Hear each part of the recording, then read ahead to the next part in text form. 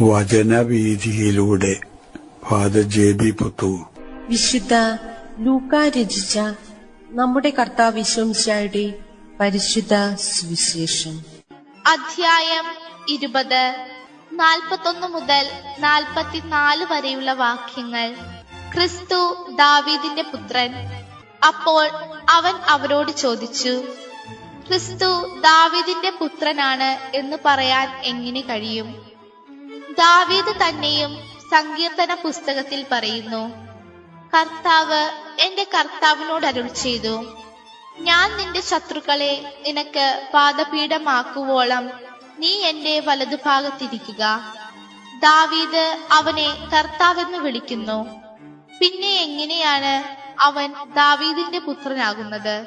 യേശു ആരാണെന്ന് വ്യക്തമാക്കപ്പെടുന്ന സൂചനകൾ. ജനങ്ങളുടെ പൊതുവികാരം യേശുവിനെതിരായിട്ട് ആളിക്കത്തിക്കുന്നതിനുള്ള അവസരം പാർത്തു. സാധിക്കുമെങ്കിൽ പുതിയ അവസരങ്ങൾ കണ്ടുപിടിക്കാനുമുള്ള പരിശ്രമത്തിലായിരുന്നു ഫരീസയ പ്രമുഖർ. സാധിക്കുമെങ്കിൽ വിശുദ്ധ ഗ്രന്ഥത്തിൽ നിന്ന് തക്കതായിട്ടുള്ള ഉദ്ധരണികൾ എടുത്തു കാട്ടിക്കൊണ്ട് യേശുവിനെ വാക്കിൽ കുരുക്കുന്നതിനു വേണ്ടിയുള്ള അവസരങ്ങളും അവർ പാർത്തുകൊണ്ടിരുന്നു.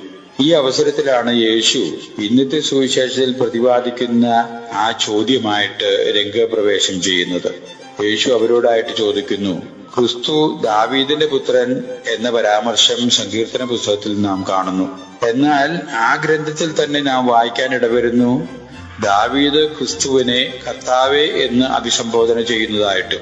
കർത്താവേ എന്ന് അഭിസംബോധനം ചെയ്യപ്പെടുന്ന ക്രിസ്തു എങ്ങനെ ദാവീദിന്റെ പുത്രനായിട്ട് തീരും? ഇതായിരുന്നു യേശുവിന്റെ ചോദ്യം.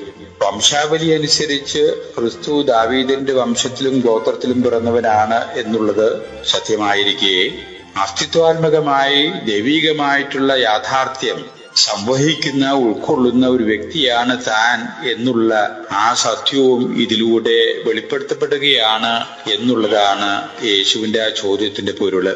ദൈവത്തിന്റെ തന്നെ പുത്രനായിട്ടുള്ള ഒരു അസ്തിത്വമാണ് തനിക്കുള്ളത് എന്നും, എന്നാൽ വംശാവലി അനുസരിച്ച് തന്റെ അസ്തിത്വം ദാവീദിന്റെ ഗോത്രത്തിലും വംശത്തിലും പെട്ടതാണ്, ഇത് രണ്ടും സത്യമാണ് എന്നുള്ള ആ യാഥാർത്ഥ്യം അനുവാചകരുടെ ഇടയിലേക്ക് സന്നിവേശിപ്പിക്കാൻ വേണ്ടി ആയിരിക്കണം വിശുദ്ധ ഗ്രന്ഥത്തിൽ ഈ പരാമർശങ്ങൾ ഉൾക്കൊള്ളിച്ചിട്ടുള്ളത്. പക്ഷെ അത് ശ്രോതാക്കൾക്ക് ഗ്രാഹ്യമാണോ എന്നറിയുന്നതിന് വേണ്ടി കൂടി ആയിരിക്കണം യേശു പരീക്ഷിക്കാൻ വേണ്ടി തന്നെ ആ അവസരത്തിൽ അവരോട് ഈ ചോദ്യം ചോദിക്കുന്നത്. എന്നാൽ യഥാർത്ഥത്തിൽ യേശുവിന്റെ ചോദ്യത്തിന് തക്കതായിട്ടുള്ളൊരു ഉത്തരം ഫരീസയരിൽ നിന്നോ പൊതുജനങ്ങളിൽ നിന്നോ ലഭിക്കാൻ ഇടവന്നില്ല എന്നുള്ളതാണ് യാഥാർത്ഥ്യം.